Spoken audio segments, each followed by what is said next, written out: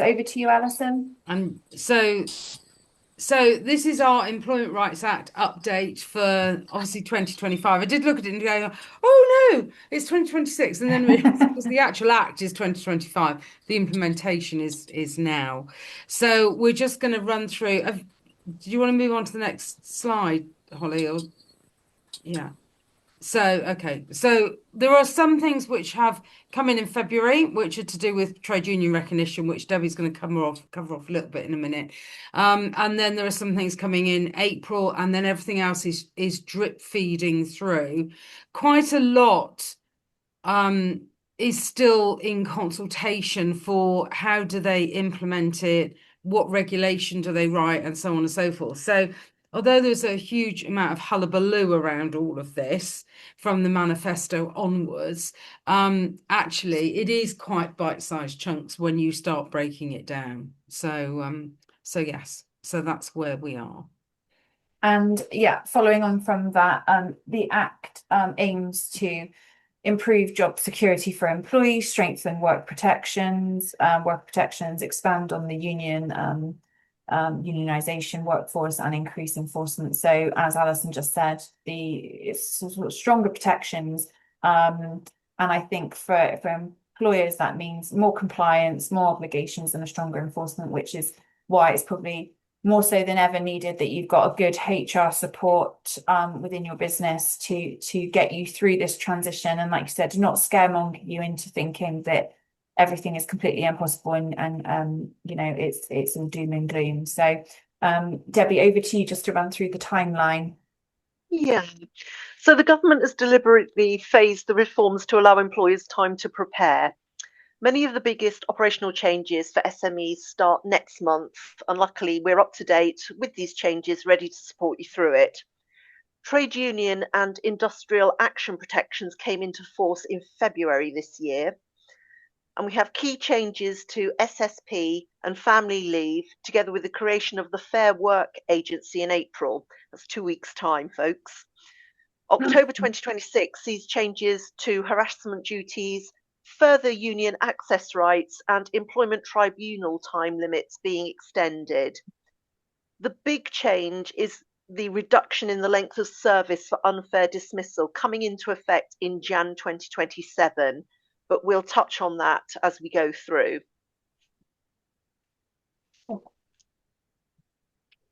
Alison, So you happy to run through the agenda? yeah. So we're going to look at the day one family leave rights, which are changing, and collective redundancy, the statutory sick pay changes, and the whistleblowing changes, trade union recognition, which we've just mentioned, the creation of the Fair Work Agency. We're going to look at what's coming in October, and then the major changes coming for January 27, which is, I think, the big one for a lot of employees, which is around the length of service for unfair dismissals.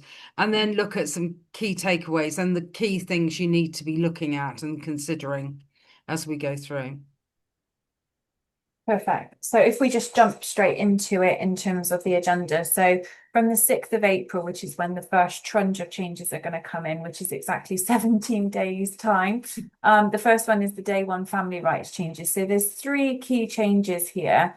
The first one is around paternity leave. And the main change with regards to the paternity leave policy is one around eligibility, and the second one's around timing. So it from a natural eligibility perspective, it's a day one right is now applying to paternity leave. And that means it's removing that 26-week service requirement. And it also means that the leave can be taken in addition to or after shared parental leave. So this provides the paternity second caregiver to the child that's been born or adopted to have more flexibility in terms of taking time.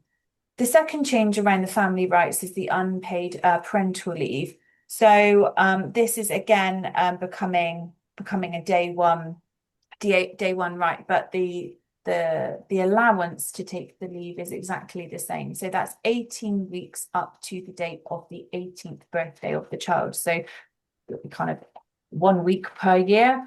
So it's just the eligibilities that you will be getting day one rights on those workers and employees that are joining. So what we've done in terms of those changes is updated the family leave policies, which we'll come on to in further on the slides. But other key things to think about is the management guidance around building that into their expectations. So particularly if you've got teams that are very male heavy, or maybe particularly younger workforce that are coming through that again are the second sort of caregiver that would potentially be taking the paternity or unpaid parental leave. Just bringing that into your expectations of resource and planning, because there's not that half-year period where you have to kind of wait to have that eligibility to take the leave. The third change is an entirely new right that they've brought into play, which is the bereaved partner paternity leave. So that's a little bit of a mouthful. Who thought that they would bring in something complicated to say, let alone apply it. So this applies to all employees. If the child's main caregiver has died, then the paternity or the second caregiver is entitled to 52 weeks of unpaid leave. So this is usually taken within 52 weeks of birth or adoption and within the bereavement that's occurred within that period. So if it's taken within the 52 weeks, then the 52 weeks unpaid is given. If it's taken beyond 52 weeks, then it's 13 days of leave is given. And it depends on the timings of when this leave wants to happen. So if it's taken directly after the death, then oral or written notice can be given, but there's no right to give any notice. If it's taken 8 weeks or after from the point of death, then 1 week is a statutory requirement for the employee to give notice that they want to take their leave. All of this will be updated in the policies, and we'll go through in a little bit more detail how we've listed that out for you. A key point to note on this is that even though the eligibility and some of the timings around actually taking the leave has changed, the qualifying period to take statutory paternity pay hasn't. So that still has that qualifying period of the 26 weeks from the 15th week of prior to the child's birth. So the pay isn't impacted in the same way that the leave is. So that's just a point to take into consideration if you've got people that are pending paternity leave or have just announced that they are going to be a parent. So looking at collective redundancy risks. So if employers fail to properly consult during collective redundancy, the potential penalty is now significantly higher. And this reinforces the need for proper redundancy planning and consultation. The stakes for getting collective consultations wrong are about to rise sharply. So from the 6th of April, the maximum protective award for failure to consult will double from 90 days to 180 days pay per affected employee. So this change significantly increases financial exposure in redundancy exercises, particularly for large-scale restructures involving 20 or more terminations due to redundancy. So if you are considering any restructure which could involve redundancy, do speak to us so we can ensure we support you through this.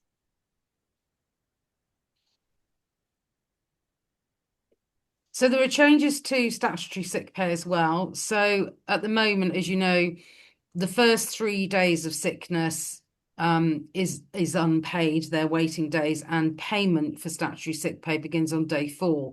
So that's now changing. People will be entitled to statutory sick pay from the first day of sickness. And it will be, so if they are only off for 1 day, they will be entitled to, if they're a 5-day-a-week worker, a fifth, for example, of the statutory rate at the time that applies just for even for that 1 day. So there is no longer this 3-day waiting period, which means that employers will need to, I think, sharpen up, if they're not already doing it, their management of sickness absence. Because there will be a cost involved. I mean, a lot of employers would pay anyway, unless they feel actually perhaps the sickness isn't genuine or somebody has particularly high sickness, but it is just something to note. And the lower earnings threshold has been removed. So previously, in order to be eligible for statutory sick pay, you had to be earning over the lower income threshold. That's been removed.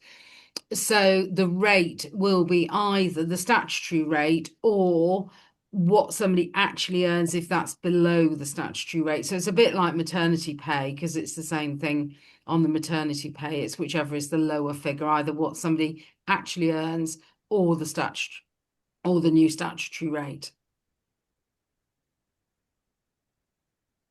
The other change that's coming in on the 6th of April is whistleblowing changes, and probably maybe something that hopefully, touch wood, most of you haven't had to deal with, or definitely not on a high occurrence. It's a complicated piece of legislation on its own, but they're adding an additional layer into this. So this means that an employee who raises an harassment concern could gain whistleblowing protection, including protection from dismissal and detriment. So what this means is that the whistleblowing policy needs to align with the harassment procedures, which would need to be covered off and explained to you later under what we've changed under the updates on the policy suite. But my recommendation on this would be whistleblowing, as I said at the start, is a complicated kind of piece of legislation in its own right. So, we'd be helping you through that. But I think in terms of this change, it's about treating all the complaints around sexual harassment as potential disclosures and consulting with us on that. And then that would mean that we would need to align the grievance policy with the harassment policy and the whistleblowing procedure all as one piece. So it does become a little bit more complex. The final point to add on this is, which we've sort of said time and time again, but I think it's just becoming more increasingly prevalent in businesses that there's a need to do this, is kind of train your managers over and over again on sexual harassment, on that awareness, on risk assessments. And one great way to do this is through Breathe HR, which is our HR system that we implement with all our retained clients. There's an additional module that you can go on and explore called Learn module, which Meg, I think, will touch on in a little bit more detail at the end of the slides. But there are particular modules on the Learn module itself where you can put all your employees, all your managers through. It talks through around the sexual harassment training and awareness in the workplace. So I think as a very baseline coverage, I think this should be a consideration if you haven't already done some training, is to just keep reissuing content and training material around this matter, because it will become increasingly the forefront of employees' minds, that they will be blowing the whistle a lot more on this. So trade union recognition. So these changes are intended to strengthen the role of unions and employee representation in workplaces. So key changes from the 6th of April include changes to statutory union recognition procedures, reforms to balloting rules, notice requirements, and broader protections for union activity. So these changes sit alongside wider updates to industrial action laws, such as simplified ballot papers, reduced notice periods, and removal of the additional 40% support threshold, which collectively enhance unions' ability to organise and seek recognition. So, even in non-unionised workplaces, employee engagement becomes increasingly important for you. So what do you need to do? So ensure you have a culture of open communication, listen to employees and implement changes they have suggested where you can. Even the small things make a difference. When people feel heard and listened to, their engagement can improve. But if you don't get this right, this is how trade unions creep in, and employees will be prepared to pay membership dues if they are feeling unheard.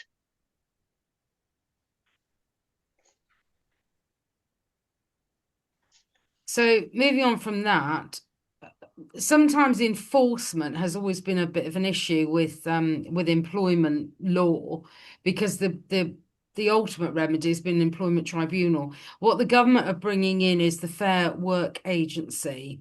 So, and this is an enforcement body, and that is to be created. So effectively, it is going to be created and from April, but it isn't in place yet. So we don't know a lot of the detail, but when it's up and running, and presumably they're going to fund it, and it's going to have enforcement. It will have enforcement powers, but it's no good having the powers if you don't have the people to actually do the enforcement. So hopefully they then will bring in the funding. So to be aware that there will be an agency with the power to enforce things like national minimum wage, holiday pay, statutory sick pay, and other worker rights. So rather than having to go straight to tribunal, employees would be able to potentially to make a complaint to Fair Work Agency about something. And so we're not sure yet, because we haven't seen the detail, whether the Fair Work Agency will also be doing inspections. It's possible that they may be doing that. So they may be coming and looking at employers and saying, oh, actually, you don't comply with this or that. But as I say, at the moment, we don't have any detail. It's being created from April, but then they'll follow on with how they're going to actually implement that. All great ideas, Yeah. isn't it? Best laid plans. Mm.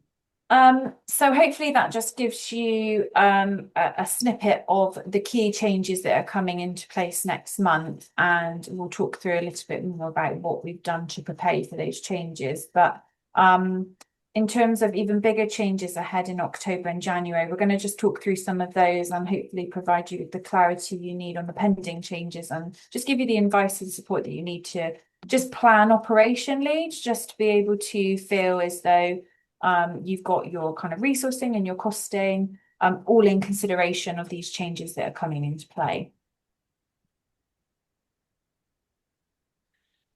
Okay, so October 2026 changes. So we've already talked about sexual harassment in the workplace, and at the moment, employers have to take reasonable steps to prevent sexual harassment in the workplace. October 2026, there is an additional word to that, and it's employers must show that they took all reasonable steps to prevent harassment. Now, the typical thing with employment law is that there is no definition of what all reasonable steps are. So, to a certain extent, we almost have to wait for case law to understand what it means. But it is very much about looking at harassment by not just colleagues, but it's really looking at third-party harassment. So it's about customers, it's about your suppliers, it's about contractors. So think about ways that you can ensure messaging is given to those groups to show that you take sexual harassment in the workplace seriously. As we said before, it's about training managers to spot when things are wrong.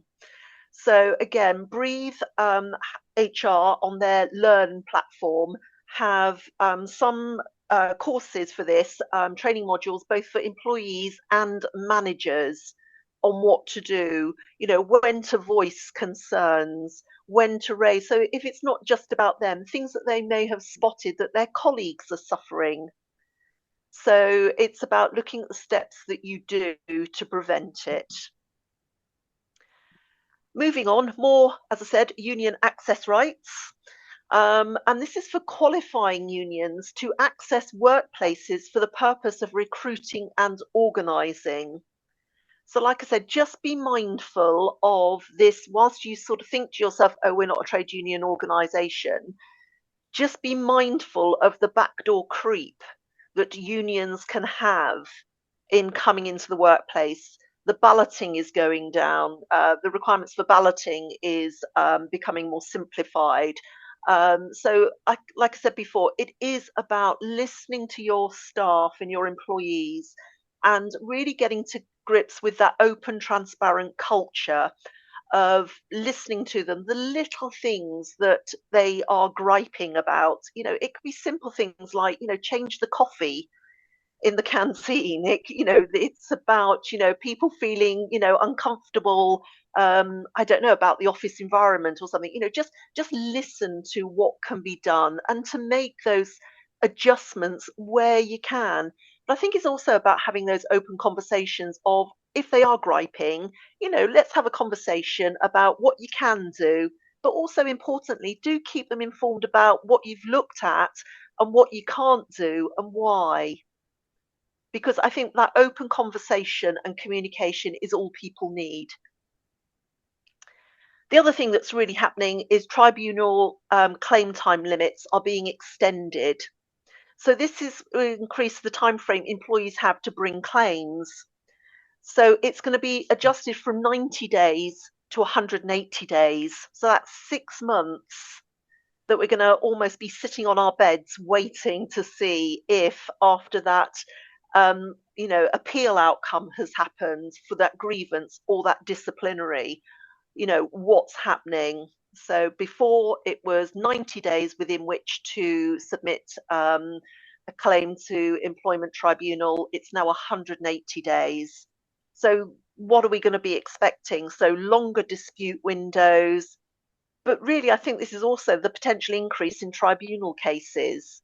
Now considering that employment tribunals are already buckling under the strain of cases, it's going to be interesting to see what the suggestions are as to how claims can come through more quickly or hearings can be heard more quickly.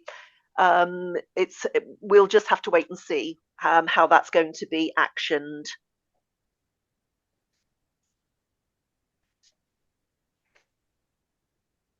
So the big one, I think, to a large extent for most employers, is the removal of the current 2 years service ruling to gain full employment rights. So at the moment, an employee has to have been employed for 2 years at the point of dismissal in order to make an ordinary unfair dismissal claim. So if they were making a claim to say, actually, I really think you dismissed me for a protected criteria. So because I'm a woman, because I'm a man, because I'm disabled, there hasn't never been a qualifying period for that. That's now being reduced. That 2-year period will be reduced to 6 months. This is one of the big delays to bringing the employment rights actually getting it through Parliament, because it was going backwards and forwards between the House of Lords and the Commons. Because the government wanted to make it a day one right, and the Lords said that's not really workable for employers. So in the end, we've got to 6 months, which is relatively sensible, to be honest, because I don't think it's fair that somebody's got 22 months service and gets fired with no proper process. Just because things have been allowed to drift. So this will tighten up the whole probation management process, or it certainly should do. Once again, I know we keep plugging Breathe, but it is a brilliant tool for helping with this. And when we do the offer packs, we do the Breathe setup. If you're a Breathe client, we will set up the dates for the reviews all the way through that period up to 5 months. And the line manager gets a reminder, and it's then recorded on Breathe that those reviews have taken place. Because if you're going to dismiss, you need to have had conversations with people about what the problems are, and hopefully the aim being you've recruited somebody and okay, fine, there might be some issues, but can we do more training? What can we do about this? But if they genuinely aren't the right fit or don't have the right skills, knowledge and ability, then you can fairly dismiss them. But that 6-month period is going to be really important. So anybody you recruit after the 1st of July, by the 1st of January, will have got to that 6-month period, because this is coming in from the 1st of January 2027. So anybody who has got more than 6 months service at that point would be able to make an unfair dismissal claim in tribunal. One other thing to add into that piece, because it is sort of relevant, there's always been caps on unfair dismissal claims, ordinary unfair dismissal claims in tribunal, whereas protected criteria claims, there was no cap. So that was always people's fear. The government have now reviewed that and taken away the ordinary unfair dismissal cap completely. And I think they've done that partly, hopefully, to try to simplify the claims, because obviously people knew if you put in a sexual harassment claim, then potentially, if that you won, it was an unlimited award. So if I can throw something else in that gets me a protected criteria, then potentially my award might be higher. So by taking away the cap on ordinary unfair dismissal, they're hoping, I think, that people won't throw in semi-erroneous sort of protected criteria claims. Okay. All heavy stuff, but stuff Yeah. that we can totally kind of guide you through and walk you through the motions of all of this, and also prepare you and give you the tools to avoid these situations occurring. You know, and the workforce is changing, it's evolving. We've got different people coming in. So it's going to evolve, but I think if we can prepare you as much as possible and give you some considerations to move forward to prepare for this in the summer, then that's our main aim in terms of transition period. So things that we've done to support you. So we've completed a robust check of all your policies and made the relevant changes. So Meg and I have gone through 64 policies to align them to the new Employment Rights Act. Meg has circulated the changes with a comparison table and a helpful checklist to support you in getting this implemented as soon as possible. So once we have your finalised policies, we can upload them onto Breathe HR, and employees can then sign the policies that you think are most important for them to be aware of. So I would also say ensure your sickness procedures are fully integrated. Employees will be able to claim SSP, as we said, from day one absence, so no more 3-day unpaid. So your return to work meetings are now going to be really important to manage absence. So whilst the service for unfair dismissal is being introduced in 2027, I think, as we've said, practical terms, anyone you recruit from the 1st of July 2026 will be included. So we really recommend that probation periods are extended to 6 months so you can ensure you have the best candidate for the role. And we've drafted robust probationary review forms for you to use to have an audit of conversations. But most importantly, it's important to ensure that your managers are aware of the changes. So do communicate these at your next team meeting and train them where necessary. But then also it's about looking at your budgets and reviewing your employment costs. Do you need to consider any uplift? Have a look back at your absence. What was it like?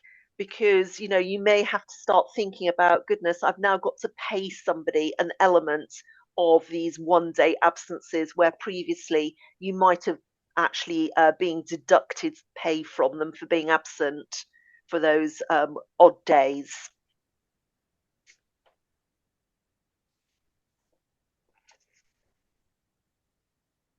I think now we're going to just go through the key kind of areas around that major change of the kind of the day one, as they're calling it, that kind of 6-month qualifying period, and the focus is going to be on definitely around recruitment and onboarding and probation. So I think Alison's just going to talk through some of the key points around what we think is important around recruitment and selection. Yeah, I mean, the key thing is I know with the best will in the world, we all try to get our recruitment right in the first place anyway.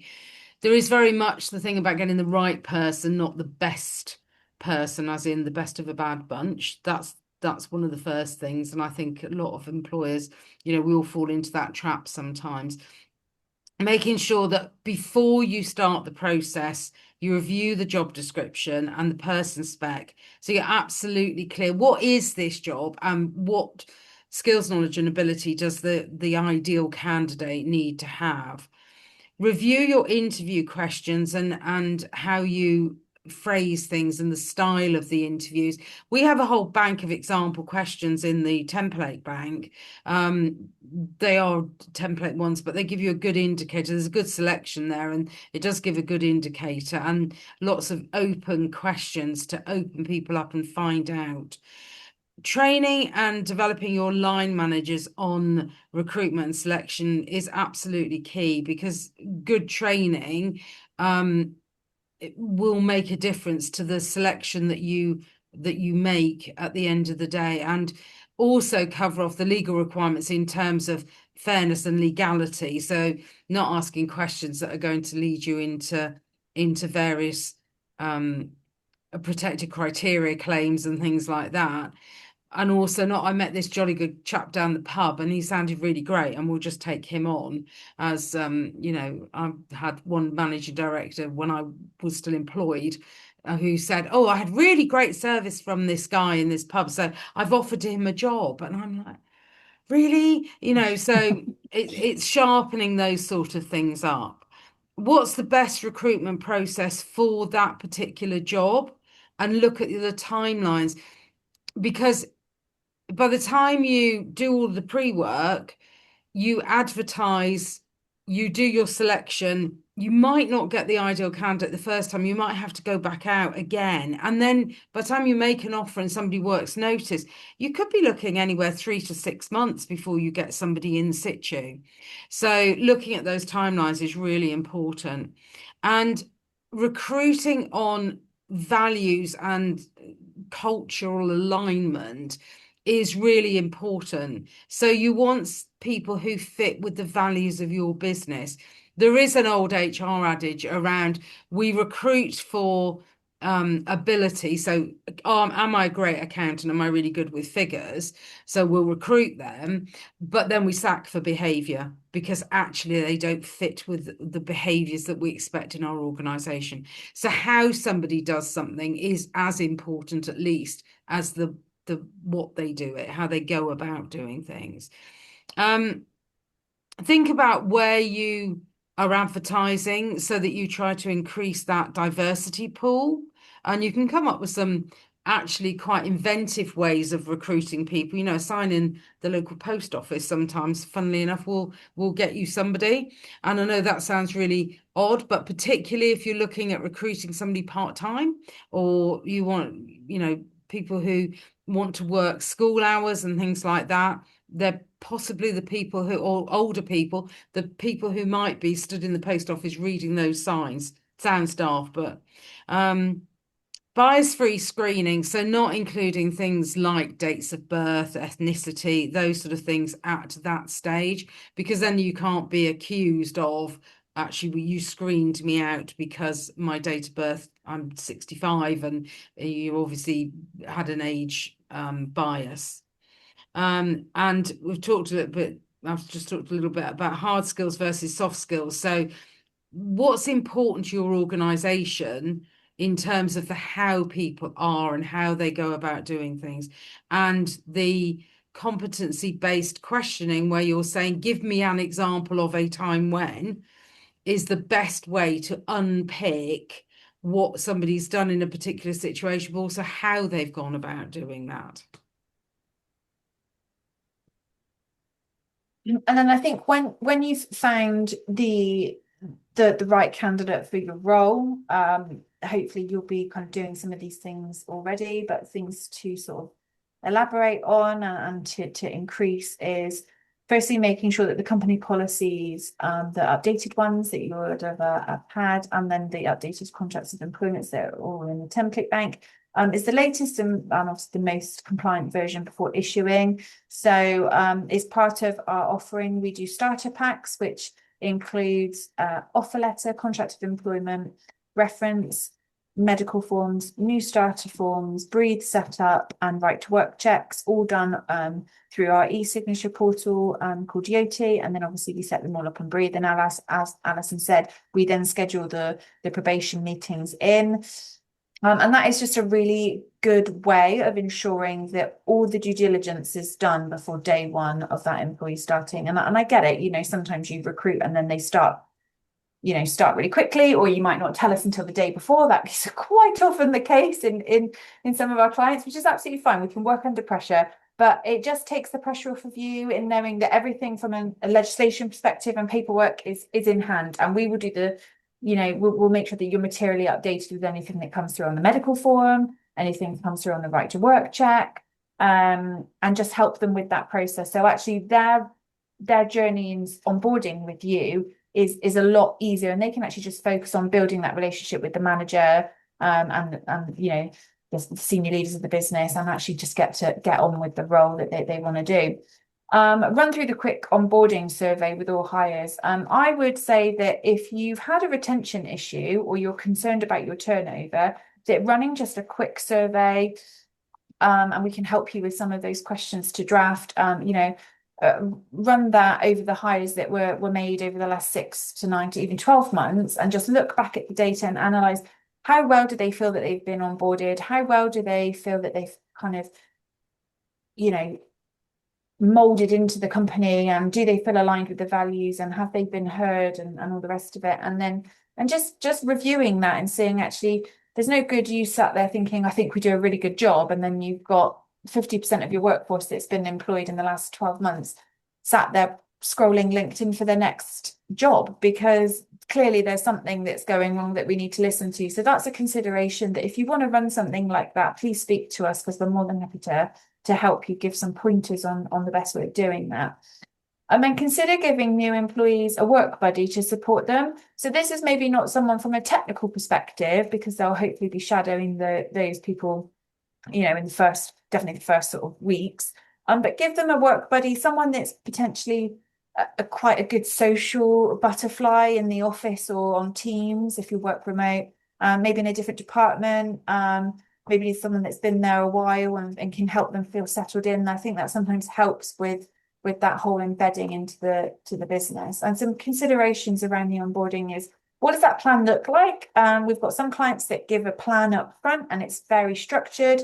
And then we've got some that, you know, maybe are a little bit more kind of unstructured, so we say, and we kind of just go with the flow. And I think, given the emphasis on this for now, I think we need to start building out a bit more of a structured plan, just so that both the manager and the employee is aware of what that looks like in terms of their training and the expectations. Making sure that you've got the times that you should connect and gather feedback for new hires. So particularly, you know, within that first week and first month is absolutely key on making sure that you've got everything up together, and they know you know, they've got all their equipment sorted, they've got their paperwork signed, they know how to use Breathe or any other relevant systems that they need.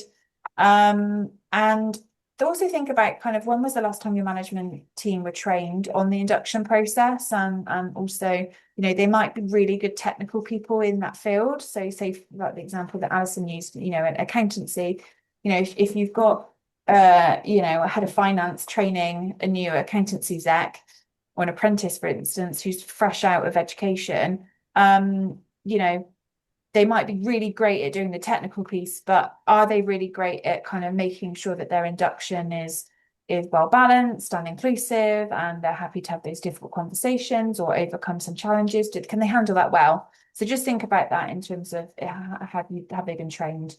And obviously, lastly, the system. I've mentioned it again, that Breathe will massively help you. So if you're already on the system, then that's brilliant. And if you're interested, then please do reach out to us, because we can give a free demo and show you all the capabilities to be able to support you on that. So moving on from that, as Holly was saying, it's about having some good systems in place from day one.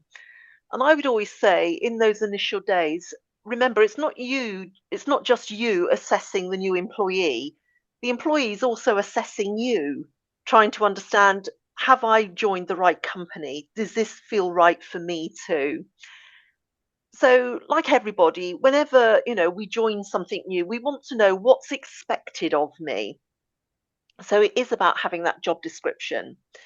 And it's about, from day one, setting clear expectations for performance and conduct, and having robust and consistent processes to reviews with regular feedback channels.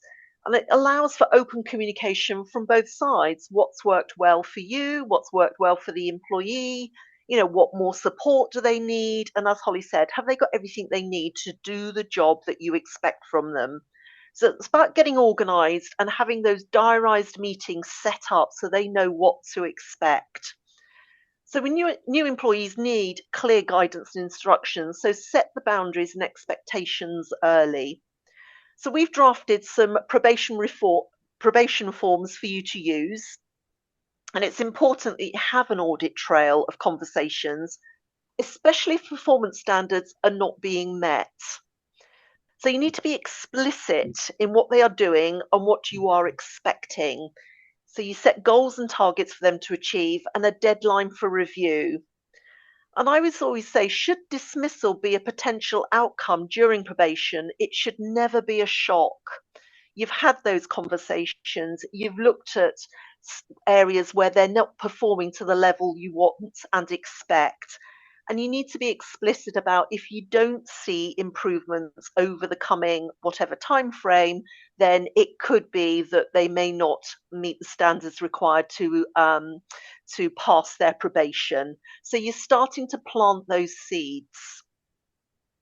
But equally, you've got to ensure managers are having those challenging conversations. After all, it is their responsibility to handle their team.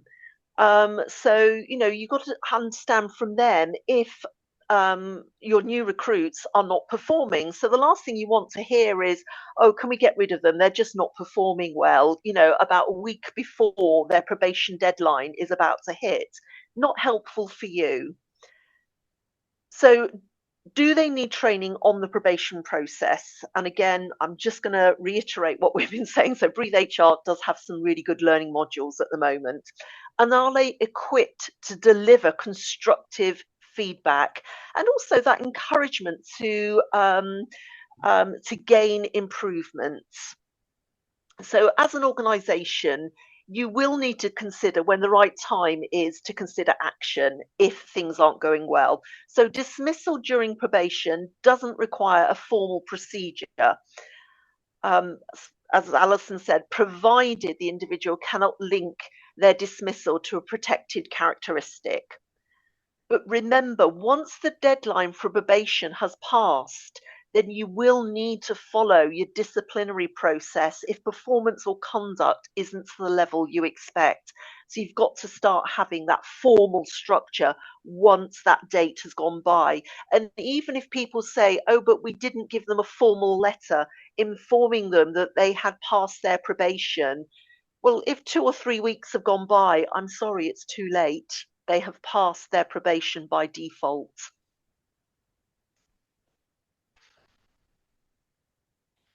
And then in regards to how we'll continue to support you, so firstly, as Debbie has said, hopefully you should have received your updated policies on the 13th of March for your review. This was to give you time to look through everything and come back to us with any questions you may have had. If you've not received them, please do let me know. I will pop my email in the chat afterwards, so you are able to contact me. And then during the week commencing the 23rd of March, we're going to start uploading these policies onto both SharePoint and for Breathe HR users. So whether you use Breathe HR or not, you'll have easy access to the latest version in the place that works best for you. We also have unlimited advice and support from our HR team whenever something comes up, whether it's a quick question or a more detailed situation, you can get in touch with us and we'll support you through it. We've also created a full template bank for you that is always kept up to date. This includes probation review forms, offer letters and contracts of employment and a complete policy suite. These are all here to help you make your admin much quicker and easier. For those of you who are not currently using Breathe HR, it is something that we are actively encouraging you to join, especially in light with the recent changes under the Employment Rights Act. As it's been said before, Breathe offers access to a fantastic suite of learning modules, which makes it easier to assign to individual employees or a team, track and evidence training across your team. I've got an information sheet that I'll pop in the chat for you to have a look at. It's also a really effective place to store key documents such as contracts and right to work checks, as well as probation forms, helping you ensure your business remains fully compliant. If you'd like to book a free demo. I'll put my email in the chat again, and you can just email me and we'll get something in the calendar. We also offer ad hoc admin support, which includes things like onboarding, paperwork, and right to work checks, and other essential documents, which are all handled electronically via Yoti Sign to save you time. And finally, we'll keep sending out our monthly guides and checklists and blogs straight to your inbox, so you're always up to date and supported throughout the year. Overall, our goal is just to make you feel informed and supported, and confident in managing your HR. You said, Meg. A lot going on.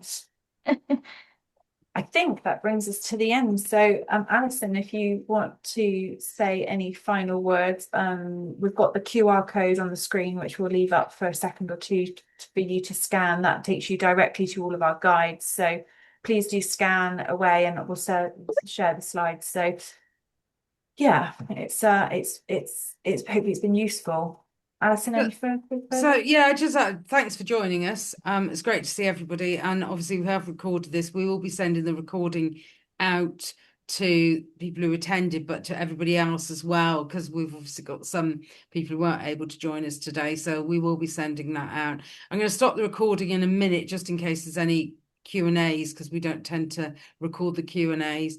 But it's an exciting and challenging time. We have been saying for quite a while, there's been an awful lot of questions about, panic, and it says this in the press and the government said this.